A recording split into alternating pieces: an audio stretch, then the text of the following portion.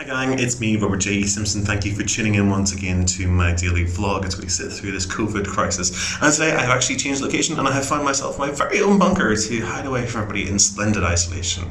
So I am socially distancing and socially isolating. That seems to be the way that things are now. Actually, it's a little bit more complicated than that, or a little bit simpler. I've gone out for my daily constitutional. I need to walk. If I don't get out and about, I'm going to go slightly mad. And I've combined that with a trip up to the shops to get some groceries because we're allowed to do that.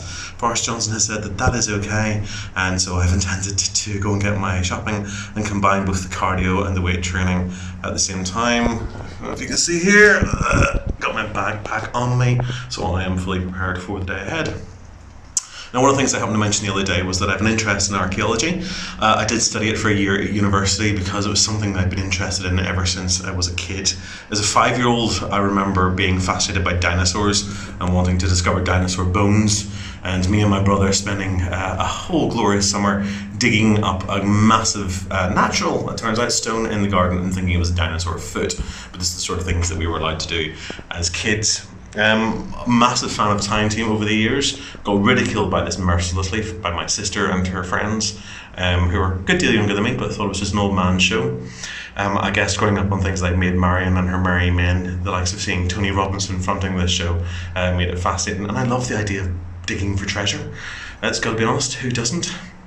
But one of the things that archaeology does teach us is about how to change our way that we view the world, how we start looking for clues within the landscape. Particularly, it was Stuart Ainsworth was the geophysicist on Time Team, and it was him who would always go and look at the lumps and bumps in the fields, and the way that he would look at things was very different from the rest of the Time Team crew, and he would always see stuff that wasn't necessarily apparent to everybody else. I think at times like this, it's one of the things that we have to do is to start looking at the world slightly differently. Look at the way our relationships work with people, look at what's all around us. And it may be that some of you are actually getting out and about or looking around your landscape or out through your bedroom window for the first time, because we've got the time to do it, because we've got nothing else to do and we're getting bored of looking at the same four walls. Now, this little thing that I'm in today, I think people want to walk past it all the time and never give it a blind bit notice. They just think it's an old decrepit building. But it is actually part of the old World War II defences that still exists around the town of Newtonards, where I currently live. It's absolutely fascinating. I love the fact that this thing is well over nearly 80 years old now and it still sits here.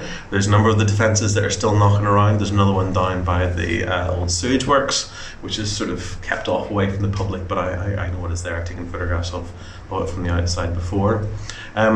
And it's like a little hidey hole, this little stronghold. You can see it's nice big thick concrete walls. It now tends to be used by the disreputable youth of today. It's littered with, I won't show you, but it is littered with beer cans and broken bottles. And yes, I found an unwrapped condom or two outside as well. So goodness knows what diseases I'm going to catch today. Probably won't be COVID-19, but I might well catch some sort of other lurgy or indeed the sif. Yes, one has to worry about that.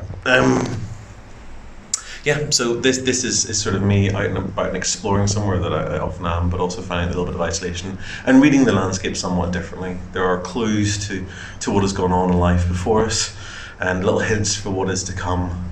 So nothing is ever quite what it seems, and that I think is the little moment I want to take away from today. I suppose part of this as well as being a film critic and film historian, working within the literature, we're often looking and talking about things that are not necessarily immediately apparent. There's always a subtext. And one can't help but start reading all the literature that's going to be produced over the next few months and times to come as being reflections of this time. Anyway, that's it for today. It's my food for thought. I'll include a couple of clips of this landscape, and sure, you want to follow me, you'll find me on social media. You know where I am by now. I'm on YouTube, on Facebook, and Instagram is Robert J. Simpson. You'll find me as well under Avalard, Avalard, on Twitter, and of course Cinepunct is where I do all my film stuff as well. Till the next time, cheerio.